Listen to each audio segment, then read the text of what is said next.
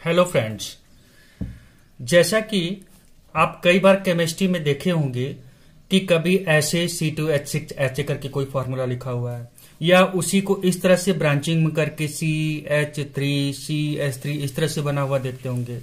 ठीक है, कई बार आप ऐसे देखते होंगे कि इसी चीज को ऐसे लिखा हुआ दिख रहा है। या सेकेंड एग्जाम्पल जैसे मैं ले लूं कि यहां पर है C3H8 है, फिर उसी को इस तरह से भी लिखा जाता है, फिर उसी को इस फॉर्म में भी लिखा जाता है और उसी चीज को आप कभी जिग जैग पैटर्न में बनता हुआ देखते हैं।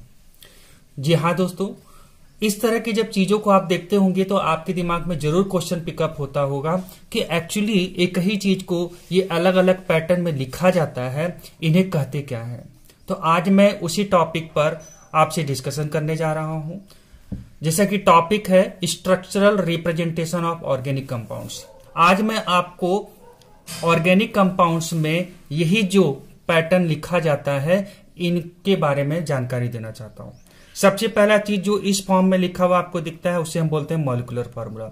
अब कोई भी ऑर्गेनिक कंपाउंड का मॉलिक्यूलर फार्मूला जो है, जब आप उसको इस फॉर्म में लिखते हो, पूरा ब्रांचिंग दिखा करके, पूरा बॉन्ड शो करके, तो इसे बोलते हैं स्ट्रक्चरल फार्मूला। और इसी चीज को जब आप सिर्फ बिना बॉन्ड के रिप्रेजेंट करते हो, जैसे C है और H का जो बॉन्डिंग है वो आप नहीं दिखा रहे हो, बल्कि क्या कर रहे हो, H3 को डायरेक्ट लिख दे रहे हो, इस तरह से जब रिप्रेजेंट करते हो तो इसे कहते हैं कंडेंस्ड फार्मूला। और जब इसको भी आप ना लिख करके सिर्फ जिग जैग पैटर्न में रिप्रेजेंट करते हो तो उसे हम बोलते हैं बॉन्ड लाइन स्ट्रक्चरल फार्मूला। अब वन बाय वन मैं आपको एक एक करके सबको विद एग्जाम्पल समझाऊंगा और थोड़ी ही देर में आप इनके बारे में पूरी तरह से नॉलेजेबल हो जाएंगे। सबसे पहला चीज, मॉलिक्यूलर फार्मूला मतलब जो एटॉमिक कंपोजिशन है किसी मॉलिक्यूल में, मतलब कोई मॉलिक्यूल के बनने में कौन कौन से एटम इन्वॉल्व हुए हैं उनको जब लिखा जाता है इस तरह से, तो उसी को हम कहते हैं मॉलिक्यूलर फार्मूला। अब सबसे पहला टॉपिक हम लेते हैं स्ट्रक्चरल फार्मूला के बारे में। स्ट्रक्चरल फार्मूला जैसे कुछ एग्जाम्पल मैंने लिया है, मैं उसी के बेस पर आपको समझाऊंगा तो आपको क्लियरली समझ में आएगा। स्ट्रक्चरल फार्मूला बनाने के लिए मैंने आपको क्या बोला कि जो जो एलिमेंट इन्वॉल्व हैं, जो जो एटम इन्वॉल्व हैं, उनको बॉन्डिंग से शो कर दीजिए। जैसे मान लीजिए यहां पर इथेन आपको दिया हुआ है, कार्बन कितना है, 2 है, तो दो कार्बन आप बनाएं और उनके बीच में एक सिंगल बॉन्ड से रिप्रेजेंट करते हैं। हाइड्रोजन कितना है, 6 है। आपको मालूम है कार्बन की 4 वैलेंसी होती है, तो हाइड्रोजन के लिए 1 2 3 और इस कार्बन पर 1 2 3, इस तरह से हाइड्रोजन टोटल कितना हो गया, 6 हो गया। हाइड्रोजन टोटल कितना हो गया, 6 हो गया। और कार्बन की वैलेंसी भी देखिए 1 2 3 4 1 2 3 4 बैलेंस हो गया। ये जो रिप्रेजेंटेशन है इसी को कहते हैं हम स्ट्रक्चरल फार्मूला।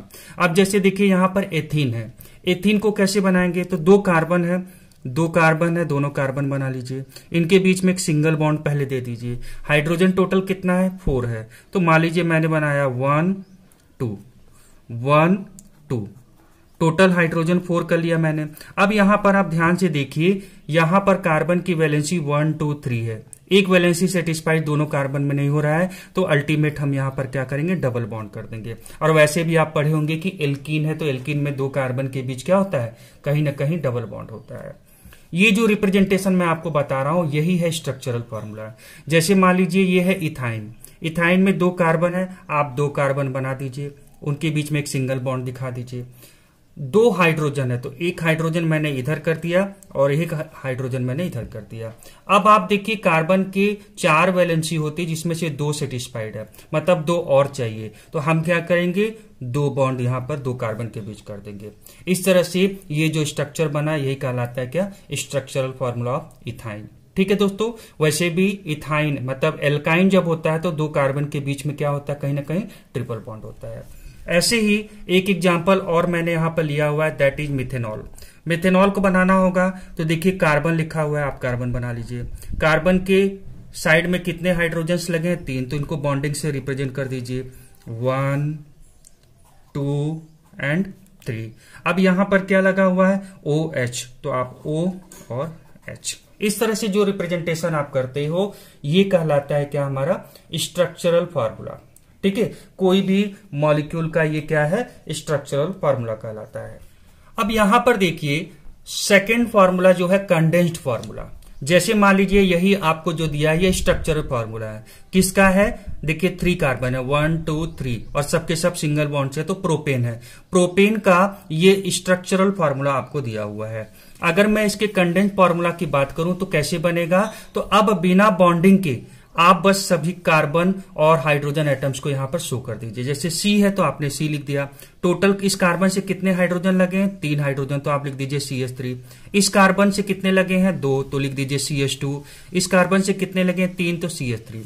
मतलब बिना बॉन्डिंग के जब आप रिप्रेजेंटेशन करते हैं तो ये कहलाता है कंडेंस्ड फॉर्मूला। सेकेंड एग्जाम्पल देखिए, जैसे यहां पर एग्जाम्पल दिया हुआ है 2 कार्बन और डबल बॉन्ड है, मतलब ये एथीन हुआ। एथीन का ये स्ट्रक्चरल फॉर्मूला है। अगर इसी को कंडेंस्ड फॉर्म में लिखना होगा तो मैंने आपको क्या बोला, C, आपने C लिख दिया। हाइड्रोजन दोनों अब बॉन्डिंग रिप्रेजेंट मत करिए, लिख दीजिए H2।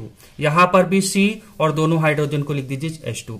अब चूंकि यहां पर हमें दोनों के बीच में डबल बॉन्ड शो करना पड़ेगा, तभी ये कंफर्म होगा कंडेंस्ड फॉर्मूला में कि ये क्या है, एल्कीन है। इसीलिए यहां पर बस हमें डबल बॉन्ड शो करना पड़ा। ऐसे मान लीजिए एक एग्जाम्पल दिया हुआ है ऑक्टेनोइक एसिड। ऑक्टेनोइक एसिड हमको दिया हुआ है, ठीक है, ये ऑक्टेनोइक एसिड हमको दिया हुआ है। अब इसका कंडेंस्ड फॉर्मूला आप कैसे लिखेंगे, इस चीज को समझिए। अब देखिए यहां पर कार्बन है, आप कार्बन लिख दीजिए। इस कार्बन से टोटल कितने हाइड्रोजन है, 3 हाइड्रोजन लगे हुए हैं, तो लिख दीजिए CH3। इस कार्बन से कितने हैं, 2 हैं, तो लिख दीजिए CH2। इस कार्बन से कितने हैं, 2 हैं, तो लिख दीजिए CH2। ऐसे ही CH2, ऐसे ही यहां पर CH2, वैसे ही यहां पर CH2, यहां पर क्या है, CH2, और लास्ट में क्या लगा हुआ है, COOH। ठीक है, ये जो रिप्रेजेंटेशन आपका हुआ, ये जो मैंने बनाया, यही कहलाता है क्या, कंडेंस्ड फार्मूला।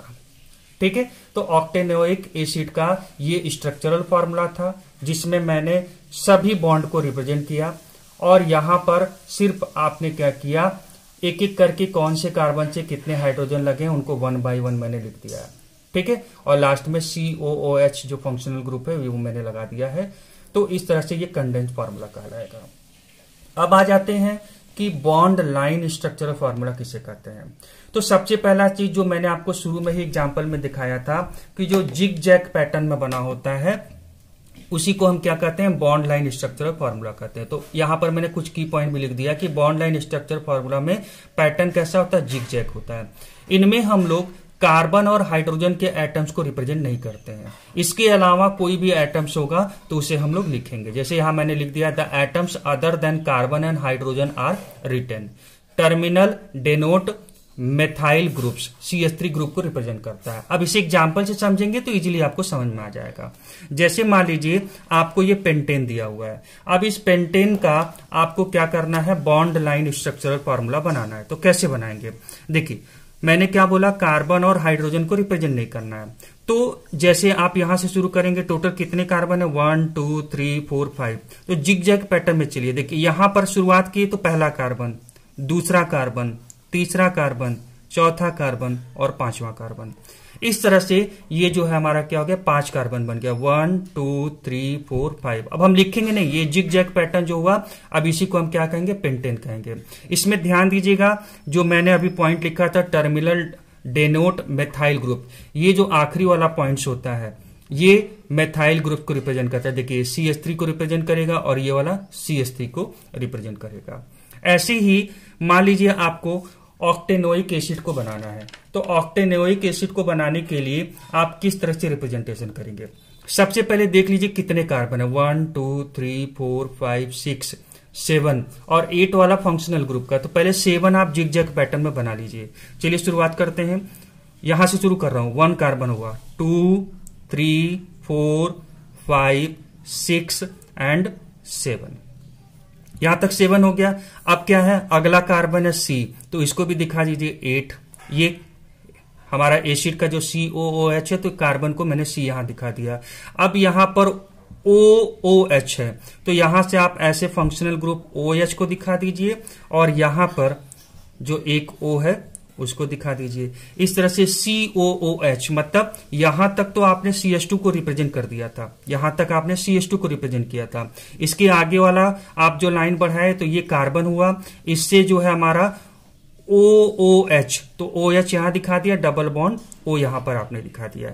ये जो रिप्रेजेंटेशन हुआ इसी को हम क्या कहते हैं, बॉन्ड लाइन स्ट्रक्चरल फार्मूला। एक और एग्जांपल लास्ट में देख लेते हैं। ये है 3 मेथाइल, 1 2 3 मेथाइल, और क्या है 8 कार्बन है, तो ऑक्टेन हो जाएगा क्योंकि सबके सब सिंगल बॉन्ड है। अब इससे रिप्रेजेंट करना होगा तो क्या करेंगे, अब आप देखिए यहां पर टोटल 8 है, 1 2 3 4 5 6 7 8। तो पहले जिग जैग पैटर्न में आप 8 कार्बन को रिप्रेजेंट कर लीजिए। चलिए शुरू करिए, 1 2 3 4 5 6 7 8 आपने रिप्रेजेंट कर लिया। अब यहां पर आप देख रहे हैं थर्ड कार्बन से एक मेथाइल ग्रुप हमारा जुड़ा हुआ है, तो 1 2 3 ये थर्ड कार्बन है, यहां से ऐसे कर दीजिए। मैंने आपको ऑलरेडी बोला जो टर्मिनल पॉइंट होगा वो किसको रिप्रेजेंट करेगा, वो CH3 को रिप्रेजेंट करेगा। देखिए CH3 हो गया, ये टर्मिनल पॉइंट ये हुआ, CH3 हुआ, और ये भी जो हमारा टर्मिनल पॉइंट को रिप्रेजेंट कर रहा है जो 3 मेथाइल करके था, तो ये भी मेथाइल को रिप्रेजेंट कर रहा है। इस तरह से आप जो है रिप्रेजेंटेशन जब करते हैं तो ये कहलाता है हमारा क्या, बॉन्ड लाइन स्ट्रक्चरल फार्मूला। तो आई होप सो कि आपको ये समझ में आ चुका होगा कि कोई भी हमें मॉलिक्यूलर फार्मूला ऑर्गेनिक केमिस्ट्री में किसी भी कंपाउंड का दिया हुआ है तो उन्हें हम कैसे रिप्रेजेंट करेंगे, या अगर रिप्रेजेंटेड फॉर्म है तो किसको हम कौन सा फार्मूला कहते हैं, ये आज आपको समझ में आ चुका होगा। अगर आपको लग रहा है कि कहीं ना कहीं ये एक टॉपिक जो आपको कहीं ना कहीं कंफ्यूज कभी किया करता था, या आपको नहीं पता था इसके बारे में, और आपने हमारे इस वीडियो के थ्रू इस कॉन्सेप्ट को समझ लिया है, तो आप हमारे वीडियो को लाइक करें, ज्यादा से ज्यादा लोगों तक पहुंचाएं ताकि उन्हें भी इसका बेनिफिट मिल सके।